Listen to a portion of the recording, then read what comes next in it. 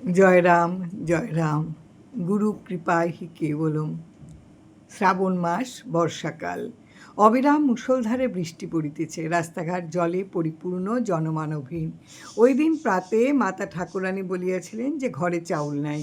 ভাবলাম হাতে একটি টাকাও পয়সা কিচ্ছু নেই, কোথায় টাকা পাই, কোথায় বা চাল পাই, ধারই বা এই মাসের শেষের দিকে কে দেবে। তারপর ভাবতে লাগলাম, আমি চিন্তা করি কেন, ঠাকুরের উপর নির্ভর করিয়া থাকি, তিনি যাহা হয় ব্যবস্থা করিবেন। এইভাবে মন স্থির করিতে চেষ্টা করলাম। এমন সময় কিছুদিন পূর্বেকার একটা ঘটনা মনে পড়ে গেল। ঠাকুর তখন ফেনী কলেজের প্রফেসর শ্রীযুক্ত প্রমথনাথ চক্রবর্তী মহাশয়ের বাসায় আছেন। আমি তথায় সর্বদা ঠাকুরের সঙ্গে আছি। 3-4 দিন বাড়ি যাই না। ভাবলাম মাতা ঠাকুরানী বাজারের খরচের কি ব্যবস্থা করিতেছেন, একবার গিয়ে দেখে আসি। বাড়ি পৌঁছিবা মাত্রই মা বললেন, বাজার খরচা বাবদ কিছু দিয়া যাস। 2 দিন যাবৎ বাজার করি না।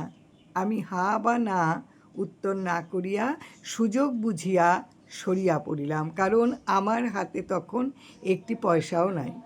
প্রমথদার বাড়িতে ফিরিয়া ঠাকুরকে প্রণাম করিলাম। প্রণাম করিতেই আমার দিকে তাকাইয়া ঠাকুর বালিশের তলায় হাত দিলেন ও সেখান থেকে কয়েকটি টাকা বাহির করিয়া আমার হাতে দিয়া বললেন, যান, মাকে এই টাকা কয়টা দিয়া আসেন। ঠাকুর যে অন্তর্যামী এবং তার অজানা যে কিছুই নাই, তাহা অনুভব করতে করতে আমি বাড়ি যাইয়া মাকে টাকা দিয়ে আসলাম। উক্ত ঘটনা মনে পড়তেই চাউলের চিন্তা কিছুটা প্রশমিত হইল। হঠাৎ বাহির হইতে একটা শব্দ আসিল, বাবু চাউল রাখবেন? বাইরে তখন অবিরাম ধারায় বৃষ্টি পড়িতেছে। ভাবলাম ভুল শুনিতেছি না তো, কিন্তু আবার সেই ডাক, বাবু চাউল রাখবেন।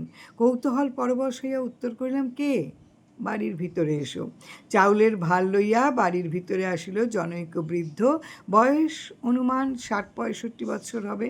আমি তাকে বললাম, আমার আতপ চালের প্রয়োজন। সে বলল, আতপ চালই আনিয়েছি। সঙ্গে সঙ্গে সে মোড়ানো কলাপাতা খুলিয়া ফেলিল। বৃদ্ধকে বলিলাম, চাল আমার পছন্দ হইয়াছে, এখন মাসের শেষ, আমার হাতে টাকা নাই। ইংরাজি মাসের 2-3 তারিখের আগে দিতে পারবো না, আমাকে বাকিতে দিতে হইবে। সে বলিল, আমি আপনাকে চিনি, এখন টাকা না দিলেও চলবে, মাস কাবারে দেবেন। সেই মুহূর্তে চাউলের সমস্যা এইভাবে সমাধান হওয়ায় আমি একেবারে অভিভূত হইয়া পড়িলাম। শ্রী ঠাকুর যে সর্বদাই সঙ্গে আছেন এবং আমাদিগকে রক্ষা করিতেছেন, তাহা বুঝিতে আর বাকি রইল না। জয় রাম, জয় গোবিন্দ। শ্রী তুলসীদাস গঙ্গোপাধ্যায়ের লেখা থেকে আজকের নিবেদন। গুরু কৃপায় হি কেবলম। ঠাকুর এইভাবেই প্রত্যেককে প্রতি মুহূর্তে যেমন শ্রীদেহে তিনি প্রত্যেককে রক্ষা করেছেন, শ্রীপটেও তিনি সমানভাবে প্রত্যেকের জন্য তিনি দেখে যান, প্রত্যেককে রক্ষা করেন।